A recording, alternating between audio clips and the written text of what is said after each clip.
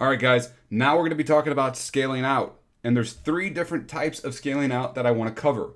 We're going to be first talking about the wide open to the wide open modified. You might not need to do this if you already did a wide open modified as your front end ad set. If you were separating that on the front, then you're good. You could actually go down a level, and we'll talk a little bit about that using the same kind of technique, but we'll get to that here in a second. The second thing I want to cover is the lookalike audiences. There's several different types, and there's some things that we've been taking into consideration that I don't see a lot of people talking about that will cover that as well. The third is going to be additional interest targeting, and there's a few things in there we're going to cover as well. Using the same optimization category interests, using other optimization category interests, and then C, going broad, which really needs a matured pixel. So the wide open. If we're going to be going to the wide open modified, we need to review the winning demographics and platform for your wide open ad. So if you had a 25 to 64, both male and female, and on mobile and desktop, and you ran some traffic for 3 to 4 days, you're going to look back over that and say, okay, it was really the men on mobile 25 to 34 that were killing it. We're going to create a new ad for that winning demographic and whatever winning demographics you have. Start with small budgets. The great rule that we use is just use the same amount that you were used before. Whatever your wide open started at, let's just do that for the new ad here. Run for 3 to 4 days and let Facebook optimize, right? We already talked about this in the scaling up. We need to let Facebook have time to optimize. That's also why we start our ads in the morning, because it needs to optimize over a course of period of time, and we want to give it maximum time to optimize in that course of that day. So if you have $5 or you have $10 that you're going to be spending, you don't want to start at 5 o'clock at night to give any kind of rush to that traffic to go out. Now, I know they've been better about that and curbed that back lately, but I still like to do it in the morning so it has that full day to spend the $10. Now, you want to scale up using the same process as we talked about in the previous video, but be cautious as the audience is smaller, right? So if you only had 300,000 people in your full wide open ad and you create a wide open modified ad, and some of your ad sets might only have 50,000 people in it. So if you give that ad set too much money, you're going to be burning into the frequency very, very quickly. So your frequency is going to rise because you're going to be reaching the majority of the people for that objective very quickly because there's not that large of an audience. So take that in consideration, and you might need to just keep it at a low level and just let it be profitable. Lookalike audiences. The minimum that Facebook says to have for a lookalike audience is 100 people. But that's not enough for most kinds of lookalike audiences. So what kinds of lookalike audiences can you create? These are the ones that we use. Page. So we like to just do it on any page that has 10,000 people. It's just a round number. That's a decent sized page. You've had some traction there, and people are engaging with your page, even though you're constantly selling them something. Our pages are really built upon selling things. That we don't run like ads anymore. So we're running a PPE ad who's getting people to like our page. And now that they're not only just liking your page, but they're liking what you're putting in front of them too. So that's a good just mentality point that we like to do. 10,000 people. Custom audiences. We like to have 1,000 to 2,000 people in the custom audience. Where do we get that number from? We kind of take it from the checkouts. So we drive a lot of what we do with the custom audience and then the add to cart and key page view lookalike audience off of what happens with the checkout. So we're looking for 100 to 200 checkouts. So if you do the math a little bit, your custom audience should really have 1,000 to 2,000 people or plus by the time you have 100 to 200 people. So the checkout, that's what we're looking for. And that's just going to give a lot of information on like who a buyer is at that point. Your pixel is going to have a good amount of maturity to it at that point. Add to cart, again, with the checkouts, and the key page view with the checkouts as well. Now, pay attention to the size of your niche to determine the size of the lookalike audiences you can create. Also pay attention to the general rule of the action you lookalike audience on. So I have it here. So engagement has more people than the clickers to your website, which is more people than the people that add to cart, which is more people that actually end up buying. Does that make sense? So I'll walk through that again.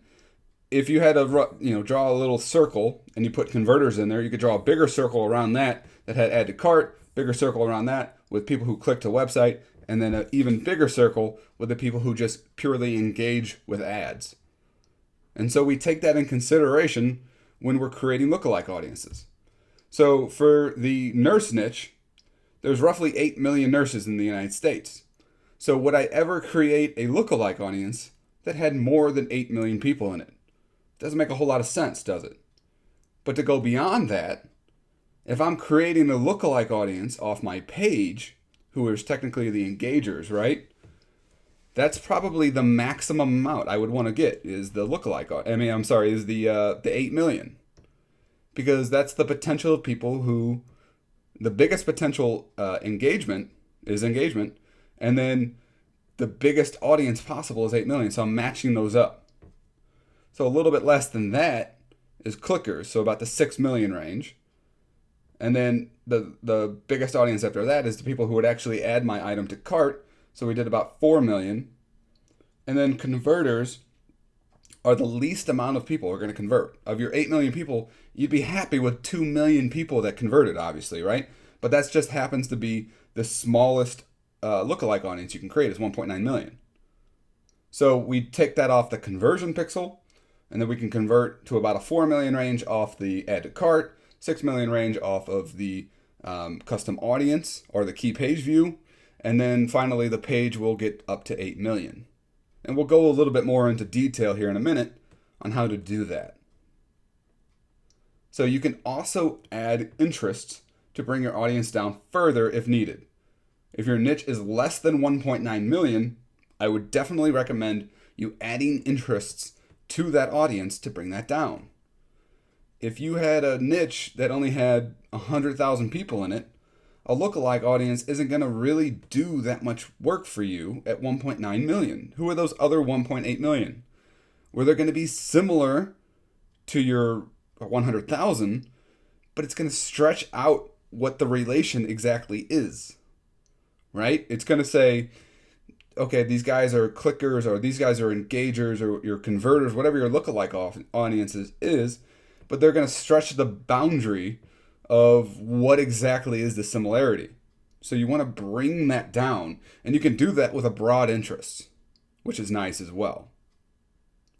So let's go over the shoulder now and then get behind the scenes and try to do some of these things for you with the lookalike audience, and then we'll come back. All right, everybody. So now we're in my ads account. This is on the audience tab, which you go tools and then audiences. And this is where we're going to create a lookalike audience. So we're going to hit this tab right here. You can see it says create audience. And we're going to hit that and hit create lookalike audience. So now we're going to be able to pick where exactly we get this audience from. And I want to use the master checkout, which is a master pixel that I have. But what's important to note is that this could be any kind of checkout, right? That has hundreds and hundreds of fires on it, preferably 200 and above if you're really trying to go broad with a niche and with your audience. So if I have a 8 million person audience that I want to create, I'm going to want this to be as big as possible. Another key thing is to remember those numbers, right? And as it relates to our audience. So you can see that I instantly, a 1% audience, that's the basic audience, creates a 1.9 million person audience. That's going to be huge for a lot of niches. So if I have a small dog breed or something like that, that might not have 1.9 million dog owners in that niche.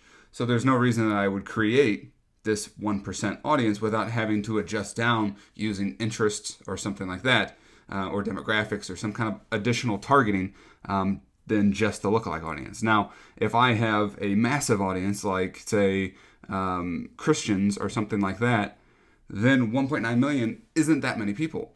So the creation of this audience in the background on Facebook's end, they're not going to stretch that far out and have to find just unrelated interests to gather that many people together. And you can really prove this out with any kind of audience that does have less than 1.9 million. If you use that 1% and plug an interest in, it's going to cut it down dramatically. And you might be able to get really close to the overall audience size by using a 1% and the broad term, which is what I recommend that you do. But see, if I was trying to do something like nurses, I know there's 8 million people in the nurse niche. So what I can do is I can bump this up. You can see a 5.8, 7.7, and that's about as close as I can get. So if I can do 7.7, there you go. That's going to get me basically an audience roughly the size of how many nurses there are in the United States. That doesn't mean that everybody in the audience is going to be a nurse, but what it means is that it's not going to have to stretch out beyond the overall size of the niche to find more people. Now, what I can do from here is use this as something I would like a lookalike audience for a PPE ad, because the majority of people in a total audience are not going to be buyers, but it's the best likelihood that they would engage with something that's even closely related to what they like. So an engagement ad or a PPE ad is something that the majority of people could do, and that could help me have a very big audience with a very broad type optimization and really get some results out of there. But if I was looking for buyers, if I wanted to run a conversion ad, I would stick back down towards the 1%, because I know that not everybody in a general niche or a big niche with lots of different personalities, lots of different types, even though they're all nurses, they're not going to all buy what I'm putting in front of them. So obviously I'd be happy with 1.9 million. I know that not everybody in that audience is going to buy either, but that gives me the closest group, especially when you're making it off of a conversion pixel. That gives me the closest group of people that I can get to have a really tight group of converters. So that's important to note. Also, what you need to know is that you can do a master checkout here. You can do an add to cart pixel. You can do a custom audience, and it gives you all those options right here. See, a custom audience, a conversion tracking pixel, or a page. We've had great success using a page lookalike audience with a PPE ad, a add to cart or a custom audience with lookalike audience with a click to website ad, and then a conversion pixel with a website conversion ad. And that's worked out for us great so far. And you can mix and match these and test them out, but there's general rules of the personality types and the optimization types, matching those up together to really get some great results. So what you do is you just basically make that audience. It'll take a little bit, and then it'll give you a notification that it's ready to go, and you can use that in your ad, in the custom audience section of your ad. So hope that makes sense. All you have to do is tee that up and press create the audience, and a few minutes later it'll be ready to go. Okay, let's go back into the slides and talk about the next step. Okay, so additional interest targeting. Since we started with high affinity targets sorted by relevance, we took the biggest and the best drilled down interests in our niche. So going further down that list likely won't bring too many people to our ads, too many new people to our ads, because sorting by relevance puts these big interests on top, not only high affinity, but big interests. So those smaller ones are going to get swallowed up by the big ones that push a lot of the traffic. So what do we do?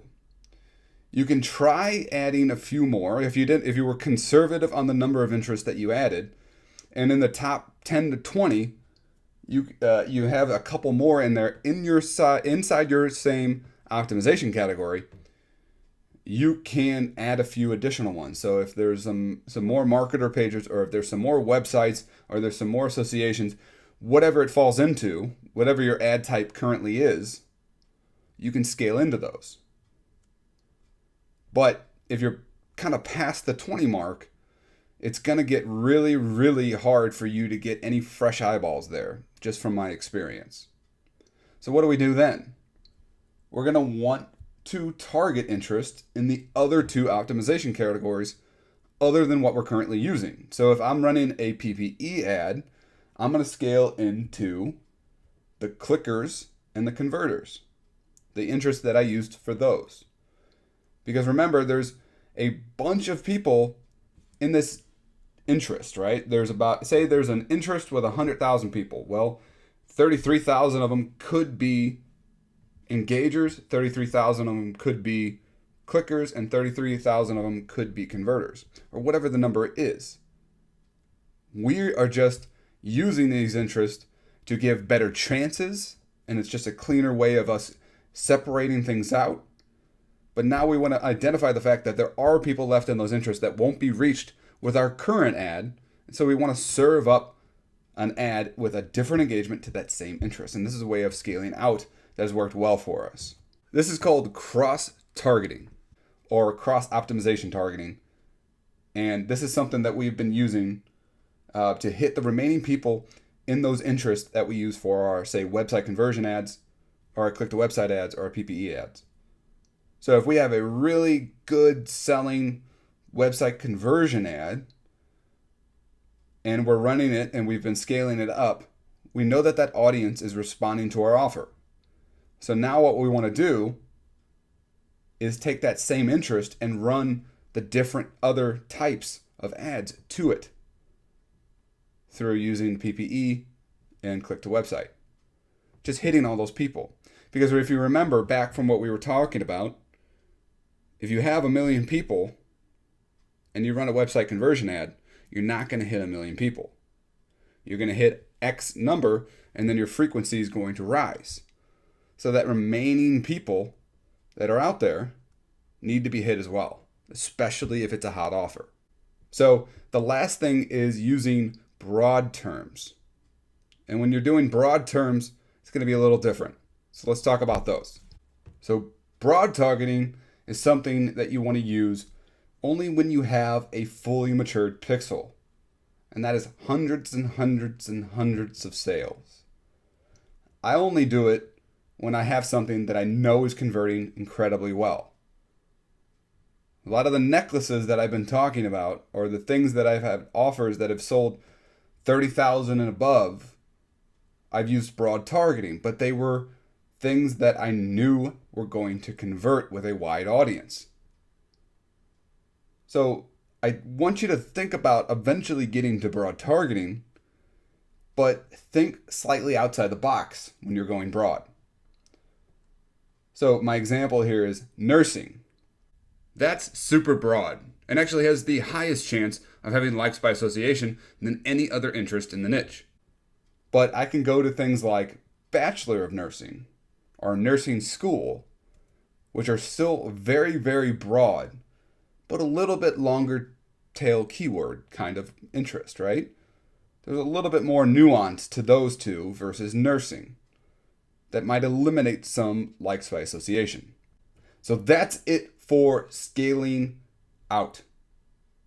I want you to take each one of these in sequence as we had them. So the wide open to the wide open modified, the lookalike audiences, and then the additional interest targeting. And feel free to mix and match some of these. But at the same time, these have worked for us very well, and the sequence is something that helps us perform better because it's a process we follow, and we're not just sporadically launching ads and scaling out. A process will help you effectively scale out a campaign to reach those really big numbers.